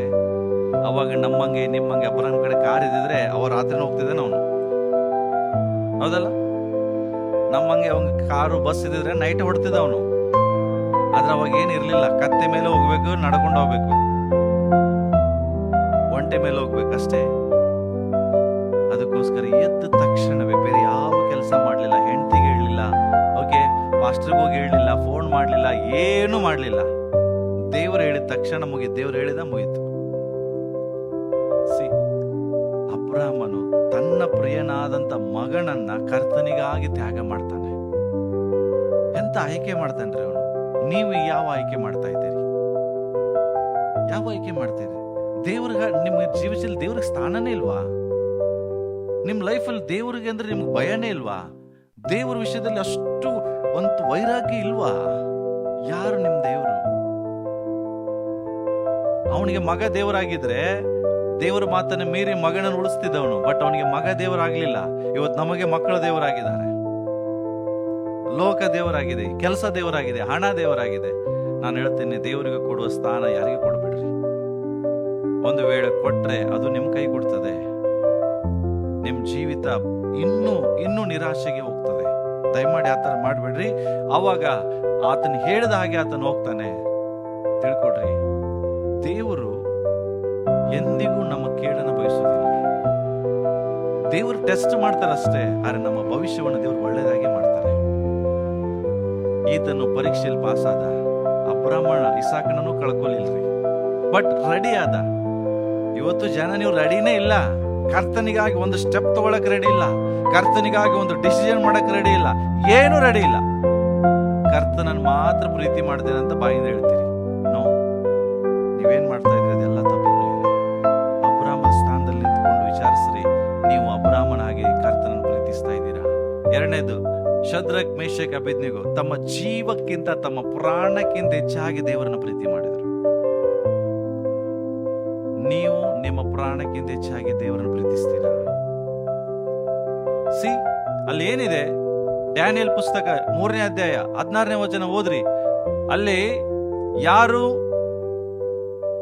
ರಾಜನ ಪ್ರತಿಮೆಗೆ ಅಡ್ಡ ಬೀಳುವುದಿಲ್ವೋ ಅವರನ್ನ ಬೆಂಕಿಯಲ್ಲಿ ಹಾಕಿ ಸುಡಬೇಕು ಅಂತ ಆಜ್ಞೆ ಹೊರಡ್ತದೆ, ರಾಜಾಜ್ಞೆ ಹೊರಡ್ತದೆ.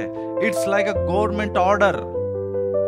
ಸರ್ಕಾರದ ಆದೇಶ, ಸರ್ಕಾರ ಆದೇಶ ಬಂದಿದೆ. ಒಂದು ವೇಳೆ ನೀನು ಚರ್ಚಿಗೆ ಹೋದ್ರೆ ನಿನ್ನ ಮನೆ ಮಠ ಎಲ್ಲ ಕಸ್ಕೋತೀವಿ. ಏನ್ ಮಾಡ್ತೀರಿ? ಹಲೋ ಹೇಳ್ರಿ. ಚರ್ಚಿಗೆ ಹೋದ್ರೆ ಕೆಲಸ ಬಿಡಿಸ್ತೇವೆ. ಯೇಸು ಸ್ವಾಮಿ ಪ್ರಾರ್ಥನೆ ಮಾಡಿದ್ರೆ ಅಂಗಡಿ ಖಾಲಿ ಮಾಡಿಸ್ತೇವೆ, ಕೆಲಸದಿಂದ ತೆಗೆದಾಕ್ತೇವೆ, ಮೀನ್ ಮಾರಕ್ ಕೊಡುದಿಲ್ಲ, ಮೀನ್ ಹಿಡಿಯಕ್ ಕೊಡುದಿಲ್ಲ. ಏನ್ ಮಾಡ್ತೀವಿ?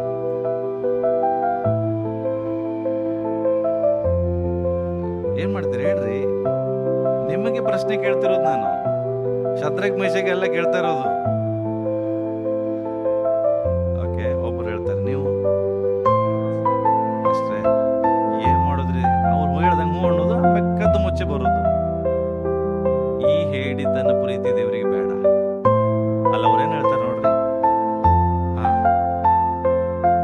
ಹ್ಮ್ ಹ್ಮ್ ಹ್ಮ್ ಹ್ಮ್ ಹ್ಮ್ ಹ್ಮ್ ಹ್ಮ್ ಹ್ಮ್ ಎಸ್. ಸಿ, ಅವ್ರೇನ್ ಹೇಳ್ತಾರೆ, ಹೇಗೂ ಬಿಡಿಸ್ತಾನೆ. 18ನೇ ವಚನ ಬಹಳ ಇಂಪಾರ್ಟೆಂಟ್. ಹಾ, ಚಿತ್ತವಿಲ್ಲದಿದ್ದರೂ, ಇದು ಇಂಪಾರ್ಟೆಂಟ್ ಮಾತು. ಏನು? ದೇವರ ಚಿತ್ತ ಇಲ್ಲ, ನಾನು ಸಾಯ್ಬೇಕಂತಿದ್ರು ಸಹ, ಇವತ್ತು ದೇವರನ್ನು ಬಿಡಿಸುವುದಿಲ್ಲ ಅಂತ ಅಂದ್ರೂ ಸಹ ಪರವಾಗಿಲ್ಲ, ಚಿತ್ತವಿಲ್ಲದಿದ್ದರೂ ಸಹ ರಾಜನೇ ಇದು ನಿನಗೆ ತಿಳಿದಿರ. ಹಾ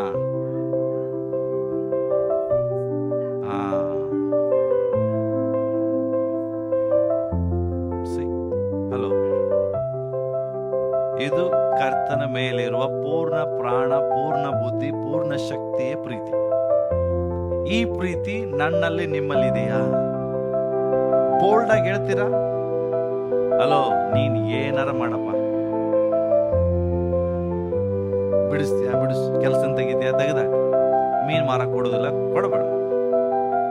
ನಾನು ಯೇಸು ಸ್ವಾಮಿಯನ್ನು ಬಿಡುದಿಲ್ಲ, ಸಭೆಗೆ ಹೋಗೋದು ಬಿಡುದಿಲ್ಲ. ಈ ಮಾತು ಹೇಳಕ್ಕೆ ಧೈರ್ಯ ಇದೆಯಾ ಪ್ರಿಯರೇ? ಸಿ, ಇದು ನಿಜವಾದ ಪ್ರೀತಿ ಕರ್ತನ ಮೇಲೆ. ಹಂಗಂತ ದೇವರವ್ರನ್ನ ಸಾಯಿಸಕ್ ಬಿಟ್ರ? ನೋಡ್ರಿ, ದೇವರಿಗಾಗಿ ಯಾರು ಸ್ಟೆಪ್ ತಗೊಂಡಿದ್ದಾರೆ, ದೇವರಿಗಾಗಿ ಯಾರು ಪ್ರೀತಿ ಅಂತ ನಿಂತ್ಕೊಂಡಿದ್ದಾರೆ, ಯಾರನ್ನು ದೇವರು ಸಾಯಿಸ್ಲಿಲ್ಲ, ಯಾರನ್ನು ದೇವರು ಬಿಡ್ಲಿಲ್ಲ. ಅದರ ಬದಲಾಗಿ ಆ ರಾಜಾಜ್ಞೆಯನ್ನೇ ಉಲ್ಟಾ ಮಾಡ್ತಾರೆ, ಸರ್ಕಾರದ ಆದೇಶಗಳನ್ನೇ ಉಲ್ಟಾ ಮಾಡ್ತಾರೆ. ಸರ್ಕಾರ ಏನು ಹೇಳ್ತದೋ ಅದನ್ನ ಸರ್ಕಾರವೇ ಬದಲಾಯಿಸುವಂಗೆ ದೇವರು ಮಾಡ್ತಾರೆ. ಯಾವಾಗ? ನೀನು ನಾನು ಕರ್ತನಿಗಾಗಿ ಒಂದು ಸ್ಟೆಪ್ ತಗೊಂಡಾಗ. ನಾವು ಹಂಗ್ ಮಾಡೋದಿಲ್ವೇ? ಭಯ ಪಟ್ಟು, ಲೋಕದ ಭಯ, ಭವಿಷ್ಯದ ಭಯ, ಮಕ್ಕಳ ಭಯ, ಅವ್ರ ಭಯ, ಇವ್ರ ಭಯ, ಸಂಬಂಧಿಕರ ಭಯ ಪಟ್ಟು ದೇವರನ್ನ ಅಲ್ಲಗಳಿದ್ದೇವೆ. ಅವ್ರು ಹೇಳ್ತಾರೆ, ರಾಜಿ ಆಗೋದಿಲ್ಲ, ನೋ ಕಾಂಪ್ರಮೈಸ್. ನಾನು ದೇವರನ್ನ ಬಿಟ್ಟರೆ ಬೇರೆ ಯಾವುದಕ್ಕೂ ಅಡ್ಬಿಡೋದಿಲ್ಲ, ನೋ ಕಾಂಪ್ರಮೈಸ್. ಇಂಥ ಸ್ಪಿರಿಟ್ ಇವತ್ತು ಸಭೆಯಲ್ಲಿ ಬೇಕು. ಇದು ದೇವರಿಗಿಂತ ಯಾವುದು ನನಗೆ ಇಂಪಾರ್ಟೆಂಟ್ ಅಲ್ಲ ಅಂತ ತೋರಿಸಿಕೊಡ್ತೇವೆ. ಇದು ಎಲ್ಲರಿಗಿಂತ ದೇವರನ್ನ ನಾನು ಪ್ರೀತಿಸ್ತೇನೆ ಅಂತ ತೋರಿಸಿಕೊಡ್ತದೆ. ನೀವ್ ಯಾವಾಗ ತೋರಿಸ್ಕೊಡ್ತೀರಿ ದೇವರಿಗೆ? ಬಾತಲ್ ಅಲ್ರಿ, ಕ್ರಿಯೆಯಲ್ಲಿ ತೋರಿಸ್ರಿ. ನಿಮ್ಮ ನಂಬಿಕೆ ಬಾಯಲ್ಲಿರಬಾರ್ದು, ನಿಮ್ಮ ನಂಬಿಕೆ ಕೃತ್ಯಗಳಲ್ಲಿ ತೋರಿಸ್ರಿ. ದೇವರು ಅದನ್ನೇ ನೋಡ್ತಾರೆ. ನೀನು ಕೃತ್ಯದಲ್ಲಿ ತೋರಿಸುವಾಗ ದೇವ್ರು ನೀನು ಸುಮ್ಮನೆ ಬಿಡ್ತಾರ? ಅವ್ರು ಸತ್ತೋದ್ರೇನ್ರಿ? ಹೇಳ್ರಿ, ಸತ್ತೋದ್ರ? ಏನಾಯ್ತಲ್ಲಿ?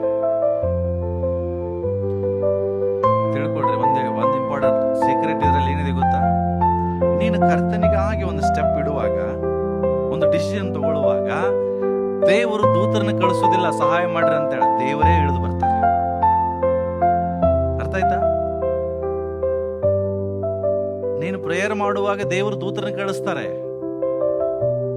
ಆದ್ರೆ ನೀನು ಕರ್ತನಿಗಾಗಿ ಈ ತರ ಸ್ಟೆಪ್ ತಗೊಂಡ್ರೆ ದೇವರು ಇನ್ನೊಬ್ಬರನ್ನ ಕಳಿಸೋದಿಲ್ಲ ಹೆಲ್ಪ್ ಮಾಡಕ್ಕೆ, ದೇವರೇ ಇಳಿದು ಬರ್ತಾರೆ. ಅಲ್ಲಿ ಏನಾಯ್ತು? ದೇವರೇ ಇಳಿದು ಬಂದ್ರು. 3 ಜನ ಒಳಗಡೆ ಇದ್ದಾರೆ, ಆದ್ರೆ 4ನೇವ್ರು ಇನ್ನೊಬ್ರು ಕಾಣಿಸ್ತಾ ಇದ್ದಾರೆ ರಾಜನ ಕಣ್ಣಿಗೆ. ಯಾರು?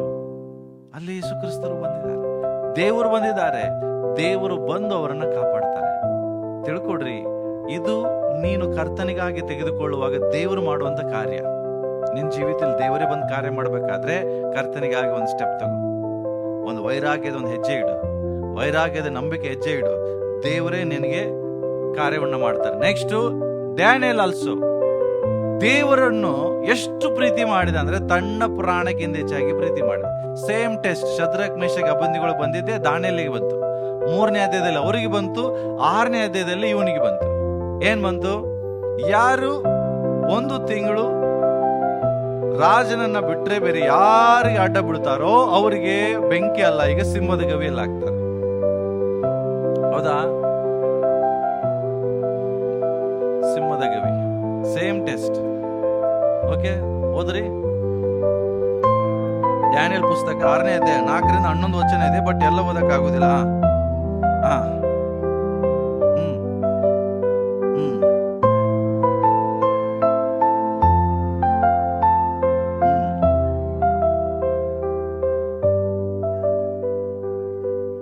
ಸಾಕ, ಬಹಳ ದೊಡ್ಡದಿದೆ.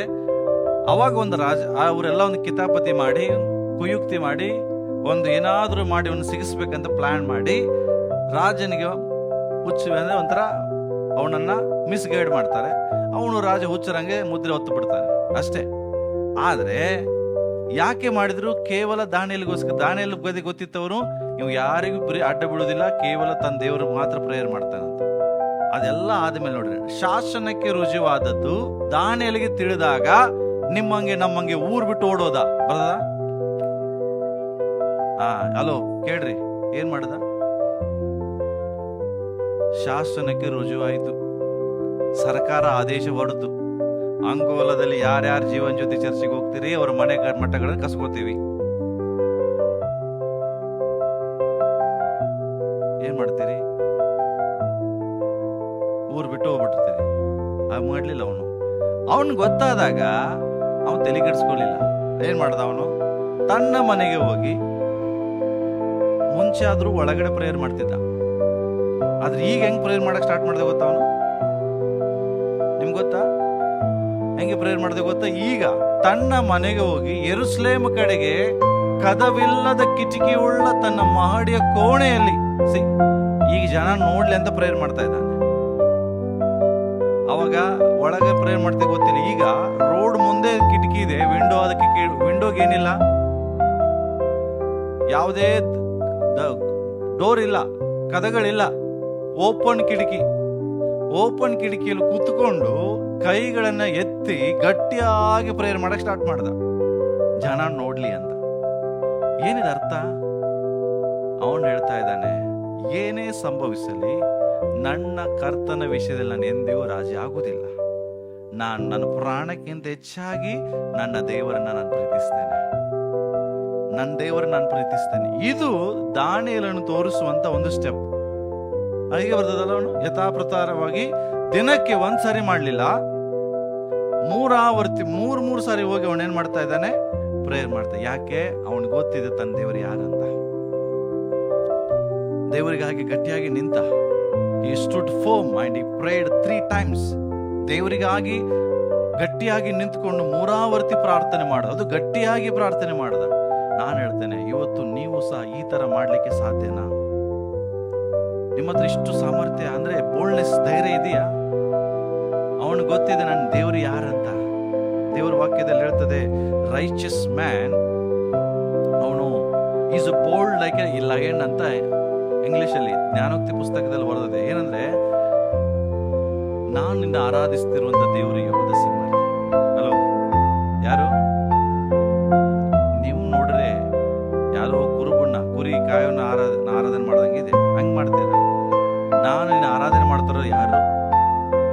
ಮತ್ತೆ ಹೆಂಗಿದೆ ಯೌದು ಸಿಂಹ ಹೆಂಗ್ ಅರ್ಜಿಸ್ತದೆ? ನೀವ್ ಹೆಂಗ್ ಕೂತ್ಕೊಂಡಿರಿ? ಸಿಂಹಗದೆ ಕೂತ್ಕೊಂಡಿದ್ರೆ ಕೇಳ್ತಾ ಇದ್ದೀರಾ? ಹೇಳ್ರಿ, ನಾನು ಆರಾಧಿಸುವ ದೇವರು ಯೌದು ಸಿಂಹ. ನೀತಿವಂತರು ಏನ್ ಮಾಡ್ತಾರೆ ಗೊತ್ತಾ? ಸಿಂಹದ ಹಂಗೆ ಧೈರ್ಯದಿಂದ ಇರ್ತಾರಂತೆ. ಜ್ಞಾನೋಕ್ತಿ ಪುಸ್ತಕ ತೆಗಿರಿ, 21ನೇ ಅಧ್ಯಾಯ 8ನೇ ವಚನ ತೆಗಿರಿ. ಅದ್ರಾಗಿಲ್ಲ, ತೆಗಿರಿ. ಏನ್ ಬರೋದು ನೋಡ್ರಿ.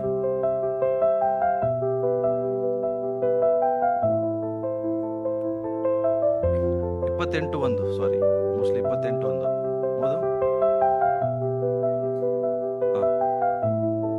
ದುಷ್ಟ ಏನ್ ಮಾಡ್ತಾನೆ?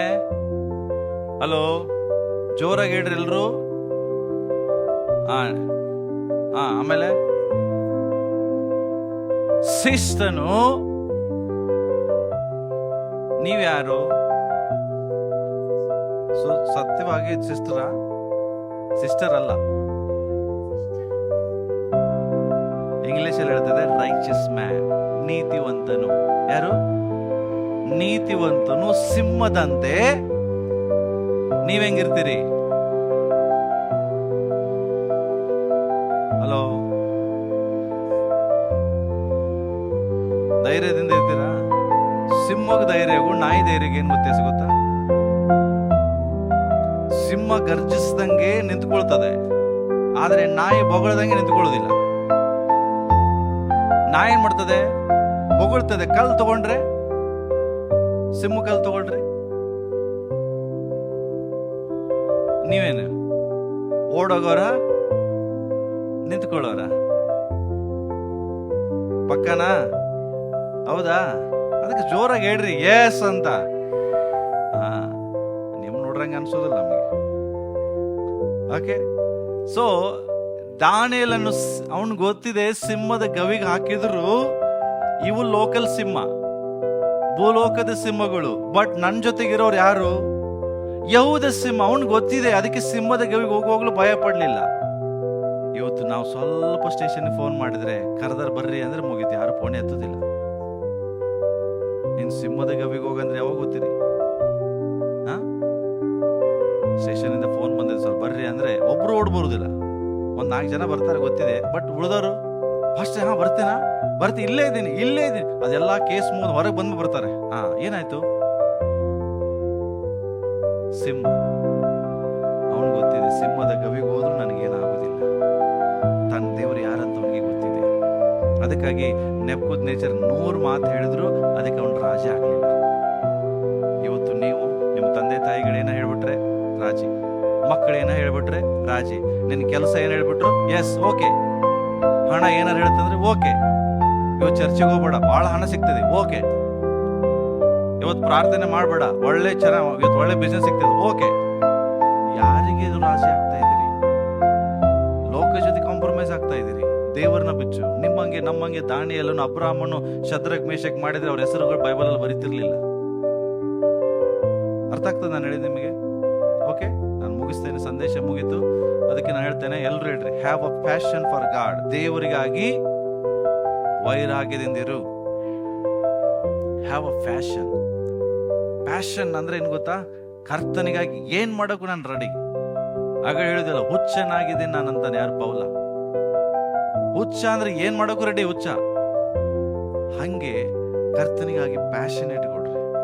ಜನನು ನಿಮ್ಮನ್ನ ಹೇಳ್ತಾರೆ, ನಿನ್ ಬಗ್ಗೆ ನನಗೆ ಏನ ಗೌರವ ಬರುತ್ತೆ, ಯಾಕೆ ನಿನ್ ದೇವ್ರು ನಿನ್ ಬಿಟ್ಟು ಕೊಡ್ತಾ ಇಲ್ಲ ಅಂತ. ಜನ ನಿನ್ನ ಹಿಂಗೆ ಹೇಳ್ಬೇಕ್ರಿ. ನೀನ್ ಅವ್ರು ಹೇಳ್ದಂಗೆ ಕೇಳ್ಬೇಡ, ನಿನ್ ದೇವ್ರು ಹೇಳ್ದಂಗೆ ನೀನ್ ಕೇಳು.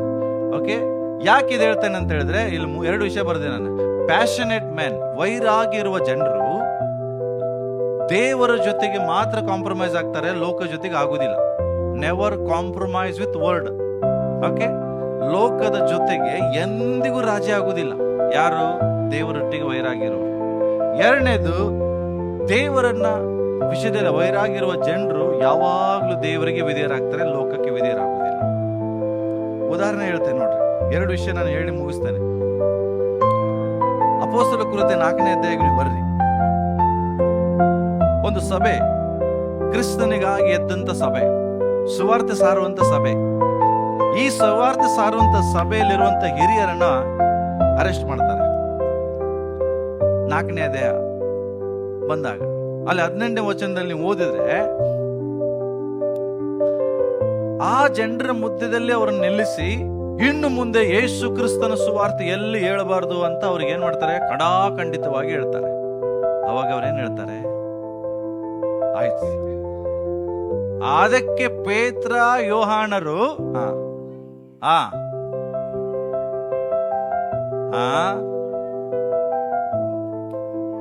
ಹಲೋ, ಈ ಮಾತು ಯಾವಾಗಾದ್ರೂ ಹೇಳಿದಿರ ಜನರಿಗೆ? ನಿಮ್ಮ ಮನೆಯವರಿಗೆ ಹೇಳಿದ್ರೆ, ಯಾರಾದ್ರೂ ನಿಮ್ಮ ಮನೆಯವರು ದೇವರಿಗೆ ವಿರೋಧವಾದಂತ ನೀನು ಹೋಗುವಾಗ ಅಡ್ಡ ಹಾಕುವಾಗ ಹೇಳ್ತೀರಾ? ನಿನ್ನ ಮಾತು ಕೇಳ್ಬೇಕಾ, ದೇವ್ರ ಮಾತು ಕೇಳ್ಬೇಕಾ? ಹೇಳಿದಿರಾ? ನಿಮ್ಮ ಮಕ್ಕಳಿಗೆ ಹೇಳಿದಿರಾ? ನಿಮ್ಮ ಮಕ್ಕಳು ತಪ್ಪಕ್ಕೆ ಕೆಲಸ ಹೆಜ್ಜೆ ಇಡುವಾಗ ಅವ್ರಿಗೆ ಹೇಳಿದಿರಾ? ನಿನ್ನ ತಂದೆ ತಾಯಿಗಳು ತಪ್ಪು ಹೆಜ್ಜೆ ಇಡುವಾಗ ಹೇಳಿದಿರಾ? ನಿನ್ನ ಗಂಡನ ತಪ್ಪು ಹೆಜ್ಜೆ ಇಡುವಾಗ ಹೇಳಿದಿರಾ? ಹೆಂಡತಿ ತಪ್ಪು ಇಡುವಾಗ ಹೇಳಿದಿರಾ? ನಿನ್ನ ಮಾತು ಕೇಳ್ಬೇಕಾ, ದೇವ್ರ ಮಾತು ಕೇಳ್ಬೇಕಾ? ಅವರು ಎಂದಿಗೂ ಅವರೊಟ್ಟಿಗೆ ರಾಜಿ ಆಗ್ಲಿಲ್ಲ. ಏನ್ ಮಾಡಿದ್ರು? ಕರ್ತನನ್ನೇ ಸ್ತುತಿಸಿದ್ರು. ಮತ್ತೇನ್ ಬರ್ತದೆ? ನೀವೇ ತೀರ್ಪು ಮಾಡ್ರಿ, ನಿಮಗೆ ನಾವು ಇದೇರಾಗ್ಬೇಕಾ ಅವ್ರಿಗೆ? ಮುಂದೆ ಹೋದ್ರಿ. ನೀವ್ ಏನೇ ತಿಪ್ಪರ್ಲಾಗ ಹಾಕಿದ್ರು ದೇವರು ಏನ್ ಹೇಳಿದಾರೋ ಅದನ್ನ ನಾವು ಮಾಡೇ ಮಾಡ್ತೇವೆ. ಇದು ಕರ್ತನಿಗಾಗಿ ವೈರಾಗ್ಯ ಆದಿ ಸಭೆಯಲ್ಲಿತ್ತು, ಇವತ್ತು ನಮ್ಮ ಸಭೆಯಲ್ಲಿ ಕಾಣಿಸುವುದಿಲ್ಲ. ನೆಕ್ಸ್ಟ್ ಮತ್ತಾಯನ ಬರೆದ ಸುವಾರ್ತೆಯಲ್ಲಿ ಜೋಯಿಸರು ಬರ್ತಾರೆ, ವೈಸ್ ಮ್ಯಾನ್. ಅವರು ಒಬ್ಬ ಅರಸನೆಲ್ಲಿ ಹುಟ್ಟಿದಾನೆ ಅಂತ ಹುಡುಕ್ತಾ ಬರ್ತಾರೆ. ಹುಡುಕ್ತಾ ಸೀದಾ ಹೆರೋದನ ಬಳಿಗೆ ಬರ್ತಾರೆ. ಎಲ್ಲಿ ಬರ್ತಾರೆ? ಹೆರೋದಕ್ಕೆ ಅವನು ಅರಸ ಅಲ್ಲ. ಅವನಿಗೆ ಕೇಳ್ತಾರೆ, ಇಲ್ಲಿ ಯಹೂದದ ಅರಸನು ಎಲ್ಲಿ ಹುಟ್ಟಿದಾನೆ? ಅವನಿಗೆ ಶಾಕ್, ನಾನೇ ಅರಸ, ಇನ್ನೊಬ್ಬ ಅರಸ ಎಲ್ಲಿ ಬಂದ? ಆವಾಗ ಅವನಿಗೆ ಅನಿಸ್ತದೆ, ಇವ್ರ ಮೂಲಕ ಅವನು ಎಲ್ಲಿದ್ರೆ ಗೊತ್ತಾದ್ರೆ ಅವನನ್ನು ಸಾಯಿಸೋಣ ಅಂತ ಹೇಳಿ ಪ್ಲಾನ್ ಮಾಡ್ತೇನೇನು, ನನಗೂ ಗೊತ್ತಿಲ್ಲ, ನೀವು ಹುಡುಕ್ರಿ, ಸಿಕ್ಕಿದ ಮೇಲೆ ನನಗೆ ಹೇಳ್ರಿ, ನಾನು ಹೋಗಿ ಅವನಿಗೆ ಅಡ್ಡ ಬೀಳ್ತೇನೆ. ಇಷ್ಟೇ. ಆಗ ಜೇವಿಸರು ಹುಡುಕ್ತಾ ಹೋಗುವಾಗ ಕರ್ತನಾದ ಯೇಸು ಕ್ರಿಸ್ತನಿಗೆ ಬಗ್ಗೆ ಗೊತ್ತಾಗ್ತದೆ ಎಲ್ಲಿದಾರಂತ. ಅವಾಗ ದೇವರು ಬಂದು ಮಾತಾಡ್ತಾರೆ, ದೇವದೂತರೇನು, ಈಗ ನೀನು ಬಂದ ದಾರಿಯಲ್ಲಿ ಹೋಗ್ಬೇಡ್ರಿ, ಹೆರೋದನಿಗೆ ಭೇಟಿ ಆಗ್ಬೇಡ್ರಿ. ಇಷ್ಟೇ. ಬಟ್ ಹೆರೋದ ಏನ್ ಹೇಳಿದಾನೆ? ನಿಮಗೆ ಯೇಸುಸ್ವಾಮಿ ಸಿಕ್ಕರೆ ನನಗೆ ಬಂದ್ ಹೇಳ್ರಿ. ಯಾರು ಹೇಳಿದ್ದಾರೆ?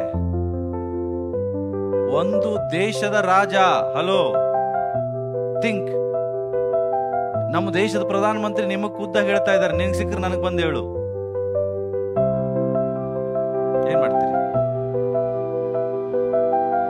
ಓದ ದೇಶದ ರಾಜನಿಗೆ ಹೇಳದೇ ಇರ್ತೀರ? ಹೇಳಿದ್ರೆ ಏನೇನೋ ಸಿಗಬಹುದಲ್ಲ ನನಗೆ. ರಾಜನ ಕಡೆ ಹೋದ್ರೆ ಒಂದು ಶುಭ ಸುದ್ದಿ ಹೇಳಿದ್ರೆ ಏನೇನು ಸಿಗಬಹುದು. ಆದ್ರೆ ಅವ್ರು ಯಾರ ಮಾತು ಕೇಳಿದ್ರು? ನಾವು ಆಸೆಗಳಿಗೆ ಒಳಗಾಗಿ ಏನಾರು ಸಿಗ್ತದಂತ ಹೇಳಿ ದೇವರ ಮಾತಿಗೆ ಅವಿಧೇಯರಾಗ್ತೇವೆ, ಮನುಷ್ಯರ ಮಾತಿಗೆ ವಿಧೇಯರಾಗ್ತೇವೆ.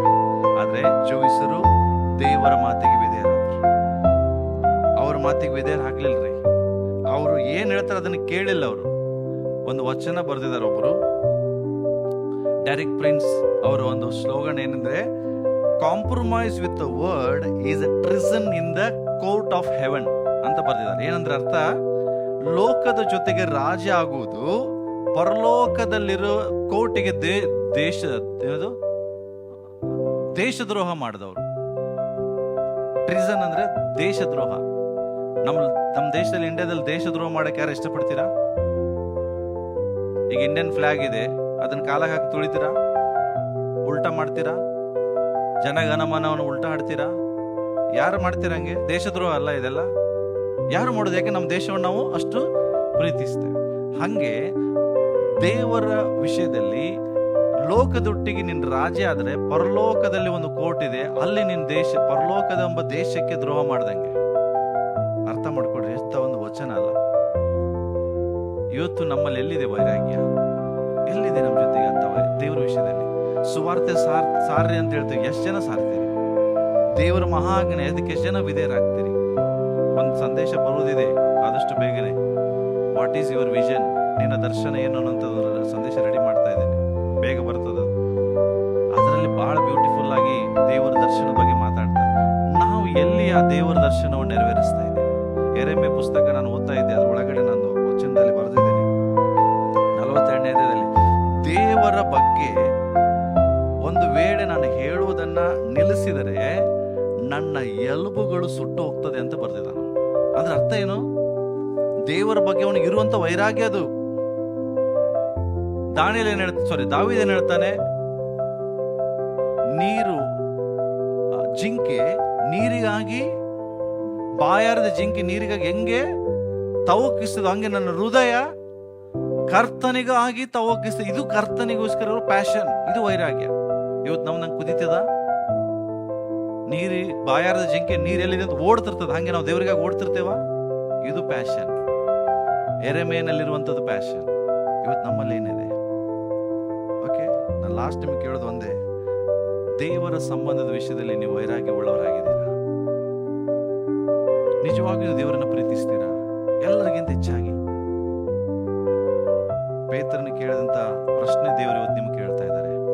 ಪೇತ್ರ, ನೀನು ನನ್ನನ್ನು ಪ್ರೀತಿಸ್ತೀಯಾ? ಮೊದಲಿದ್ದ ಪ್ರೀತಿ ನಿನ್ನಲ್ಲಿದೆಯಾ? ಪೇತ್ರ ಹೆಸರು ಹೇಳ್ತಾನಲ್ಲ, ಹೌದು, ದೇವರಿಗೆ ಗೊತ್ತಿನ ಸುಳ್ಳು ಹೇಳ್ತಾ ಇದ್ದಾನೆ. ಪೇತ್ರ, ನನ್ನನ್ನು ಪ್ರೀತಿಸ್ತೀಯಾ? ಮತ್ತೆ ಹೇಳ್ತಾನೆ, ಹೌದು ಸ್ವಾಮಿ. ಮತ್ತೆ ದೇವ್ರಿಗೆ ಗೊತ್ತಿನ ಸುಳ್ಳು ಹೇಳ್ತಾ ಇದ್ದಾನೆ. ಮತ್ತೆ ಕೇಳ್ತಾರೆ, ಪೇತ್ರ, ನೀನು ನನ್ನನ್ನ ಪ್ರೀತಿಸ್ತೀಯಾ?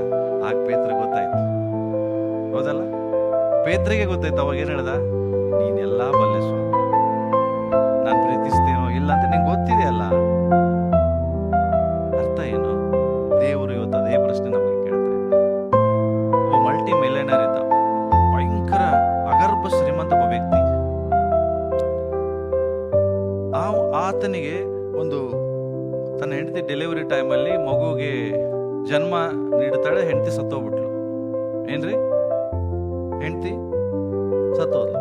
ಆಗ ಆ ಮಗುವನ್ನ ಒಂದು ಮನೆಯಲ್ಲಿರುವಂತ ದಾಸಿ ಅದನ್ನ ಸಾಕ್ಲಿಕ್ಕೆ ಪ್ರಾರಂಭಿಸ್ತಾಳೆ. ತುಂಬಾ ಸಾಕಿ ಅದನ್ನು ಪ್ರೀತಿಸ್ತಾಳೆ.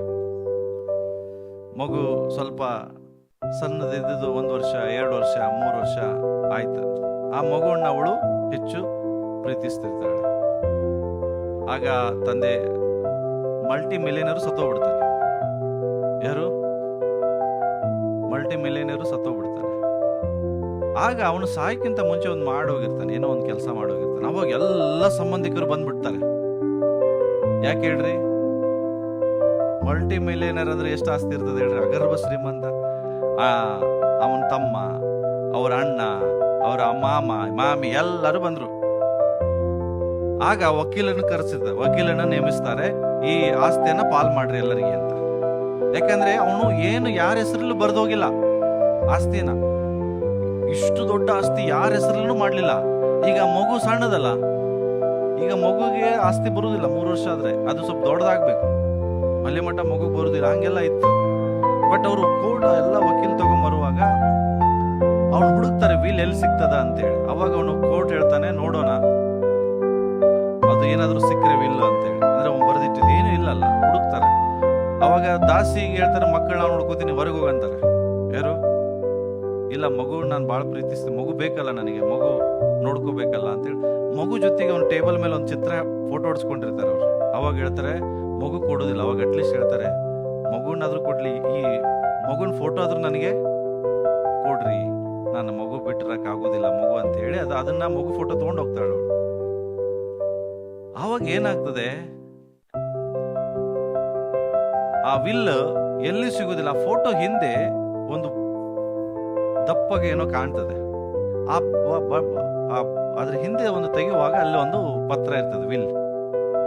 ಅದ್ರಲ್ಲಿ ಏನ್ ಬರ್ದಿರ್ತಾನಂದ್ರೆ, ಅವನ್ ಮಲ್ಟಿ ಮಿಲಿಯನಿಯರ್, ನನ್ನ ಮಗುವನ್ನ ಯಾರು ಹೆಚ್ಚಾಗಿ ಪ್ರೀತಿಸ್ತಾರೋ ಅವರಿಗೆ ಎಲ್ಲ ಆಸ್ತಿ ಅಂತ ಬರ್ದಿರ್ತಾರೆ. ಏನ್ ಬರ್ದಿರ್ತಾರೆ? ಈಗ ಮಗುವನ್ನ ಯಾರು ಪ್ರೀತಿಸ್ತಾರೆ ಅಲ್ಲಿ? ದಾಸಿ. ಈಗ ಇದು ವಿಲ್ಲು ಅಡ್ವೊಕೇಟ್ಗೆ ಸಿಕ್ಕ ಗೊತ್ತಾಯ್ತು, ಇದ್ರ ಪ್ರಕಾರ ಯಾರಿಗೂ ಆಸ್ತಿ ಸಿಗುದಿಲ್ಲ. ಈಗ ಇಡೀ ಮಲ್ಟಿಮಿಲಿಯನರ್ ಆಸ್ತಿ ಓನರ್ ಯಾರಾದ್ರು? ದಾಸಿ. ದಾಸಿ ಯಾವಾಗಾದ್ರು ಆಸ್ತಿ ಮೇಲೆ ಕಣ್ಣಿಟ್ಟಿಲ್ಲ. ಅವಳಿಗೆ ಏನ್ ಬೇಕಾಗಿತ್ತು? ಅವಳಿಗೆ ಒಂದೇ ಮಗು ಮೇಲಿರುವಂತ ಪ್ರೀತಿ. ಮಗುವನ್ನು ಪ್ರೀತಿಸಿದ್ದಕ್ಕೆ ಏನ್ ಸಿಕ್ತವಳಿಗೆ? ಪರಲೋಕ ತಂದೆ ಆ ದೇವರು ಹೇಳೋದೊಂದೇ, ಯಾರು ನನ್ನ ಮಗನನ್ನು ಹೆಚ್ಚು ಪ್ರೀತಿಸ್ತೀರಿ, ಯಾರು ನನ್ನ ಮಗನನ್ನ ಹೆಚ್ಚು ಪ್ರೀತಿಸ್ತೀರಿ ಅವರಿಗೆ ಪರಲೋಕದಲ್ಲಿರುವ ಎಲ್ಲಾ ಬಿಡಾರಿಗಳು ಸಿಗ್ತದೆ. ಅದೇ ನಿನ್ನ ದೇವರಾಗಿರುವ ಕರ್ತನು. ಅವನನ್ನು ಯಾರು ಪ್ರೀತಿಸ್ತೀರಿ? ನೀವು ಒಂದು ವೇಳೆ ಸ್ವಾರ್ಥಕ್ಕಾಗಿ ಅವನನ್ನು ಪ್ರೀತಿಸಿದ್ರೆ ಸಿಗುವಂತ ಬಹುಮಾನಗಳು, ಪ್ರತಿಫಲ ಅಷ್ಟು ಸಿಗುವುದಿಲ್ಲ. ಅಬ್ರಾಹ್ಮಣಂಗೆ ಪ್ರೀತಿಸ್ರಿ, ಶದ್ರಕ್ ಮೇಷಕ್ ಅಬೇದ್ನೆಗೋ ಹಾಗೆ ಪ್ರೀತಿಸ್ರಿ, ದಾನಿಯೇಲನ ಹಾಗೆ ಪ್ರೀತಿಸ್ರಿ, ಆದಿ ಸಭೆಯವರ ಹಾಗೆ ಪ್ರೀತಿಸ್ರಿ, ಪೌಲನ ಹಾಗೆ ಪ್ರೀತಿಸ್ರಿ. ಅವನು ಹೇಳ್ತಾನೆ, ಹುಚ್ಚನಾಗಿ ಬಿಟ್ಟಿದೆ ನನ್ನ ಕರ್ತನಿಗಾಗಿ. ಹಂಗೆ ನೀವು ಪ್ರೀತಿ ಮಾಡ್ರಿ. ಪರಲೋಕದ ತಂದೆ ಹೇಳ್ತಾ ಇದ್ದಾರೆ, ಪರಲೋಕದ ಎಲ್ಲವೂ ನಿಮಗೆ ಯಾವಾಗ ನೀವು ನನ್ನ ಮಗನನ್ನ ಪ್ರೀತಿಸ್ತೀರಿ. ಅದಕ್ಕೋಸ್ಕರ ಹೇಳ್ತೇನೆ, ಕರ್ತನನ್ನ ಪ್ರೀತಿಸುವರ ಹಿತಕ್ಕಾಗಿ. ಯಾರನ್ನ? ಹಲೋ, ನಿಮ್ಮನ್ನ ಅಲ್ಲ, ನಿಮ್ಮ ಕುಟುಂಬದವರನ್ನಲ್ಲ, ನಿಮ್ಮ ಕೆಲಸವನ್ನಲ್ಲ, ನಿಮ್ಮ ಹಣವನ್ನಲ್ಲ, ಕರ್ತನನ್ನ ಪ್ರೀತಿಸುವವರ ಹಿತಕ್ಕಾಗಿ ಎಲ್ಲ ಕಾರ್ಯಗಳು ದೇವರು ಏನ್ ಮಾಡಿದ್ದಾರೆ? ಸಿದ್ಧ ಮಾಡಿಟ್ಟಿದ್ದಾರೆ. ನೀನ್ ದೇವರನ್ನ ಪ್ರೀತಿಸಿದ್ರೆ ಪರಲೋಕದಲ್ಲಿ ನಿನಗೆ ಬಹುಮಾನ ಸಿಗ್ತದೆ. ಓಕೆ, ನಾವು ಇದನ್ನು ಪ್ರಾರ್ಥನೆ ಮಾಡೋಣ.